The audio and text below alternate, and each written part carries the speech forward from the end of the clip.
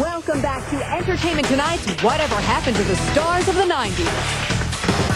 To help us tell the story of the nanny's Fran Drescher, here is our special correspondent, Jack A., who is joining us from Atlanta. Jack A.? Thanks, Jen. You know I'm a big fan of Fran. She's got style, charm, and she's funny, and I love that New York accent. But you also have to admire Fran for her courage. She faced cancer head-on, and today she's a proud survivor. Now I'm concerned, and we're going to need to do a radical hysterectomy. Everybody took a breath. My heart skipped a beat. I don't think that anybody that is told that they have cancer doesn't, sort of face their own mortality. When Fran was first diagnosed with uterine cancer more than 5 years ago, she admits she wasn't sure how the story would end. You start thinking of things, and it's very frightening, and it becomes a very long and dark and lonely night. Fran is no stranger to pain. Her diagnosis came just after the end of her 21-year-long marriage to her childhood sweetheart and co-creator of The Nanny, Peter Mark Jacobson. But it was during her marriage to him that she endured the darkest night of her life. I wouldn't wish what happened to me on my worst enemy. In 1985, while Fran and her husband were home making dinner for her girlfriend, two men burst into their home.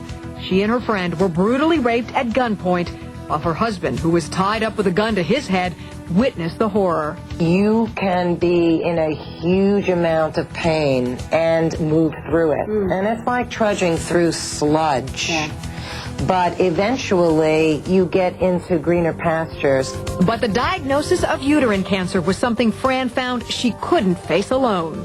I realized that this cancer was my opportunity to ask for help, to say, this is something I cannot, handle by myself, and I need you to help me, and sometimes I'm going to need you to carry me. And everybody rose to the occasion.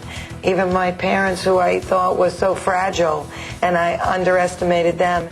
Just finding out it was cancer was a battle in and of itself. Fran told me she'd been to doctor after doctor, none of whom were able to detect the disease.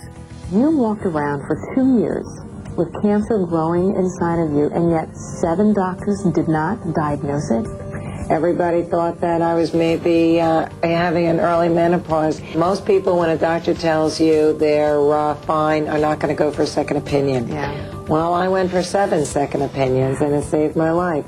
So it's really sort of your responsibility to really take control of your body. Following her treatment, Fran wrote a best-selling book about her experiences called Cancer Schmancer, in hopes of reaching others facing similar circumstances. Once you're told you have cancer, you have to immediately set up your own little army. Never go to the doctor by yourself. Always have someone taking notes, asking questions. Always get a second opinion. Plan your play and play your plan and win that war. Fran has now been cancer-free for over 5 years and still has that trademark laugh America first got to know and love on The Nanny. E.T. was there in 1993 before the first episode of the show ever hit the air. I'm just the worst nanny in the world. All right, Rebecca De Mornay, then me. And we were there for the emotional final show in 1999 featuring a pregnant Fran. 5 years later, the cast got together for a nanny reunion, leaving Manhattan for the shores of Malibu. Come on over for dinner. It was a chance for everyone to get together, catch up on what was new, and remember the old times. I think everyone was a little apprehensive as to how it would be, just to sort of see each other again, and I think everyone's having a great time. She said I look exactly the same. Well, of course, the ones who had changed the most were the 3 kids from the show: Nicole Tom, Benjamin Salisbury, and Madeline Zima. Can't spend 6 years with people and not forge friendships and bonds. It's just great to see everybody. It's been too long. Now Fran is back doing what she loves, acting in and executive producing her new show, Living with Fran, on the WB. Are you worried you're going to have a problem working under me? No, I think we both agree I do some of my best work there. I like to write about what I know. And, I'm familiar with the older woman, younger man relationship. Fran admits the show takes a lot from her own personal experiences, including her 4-year relationship with a man 16 years her junior. presently not really in a serious relationship.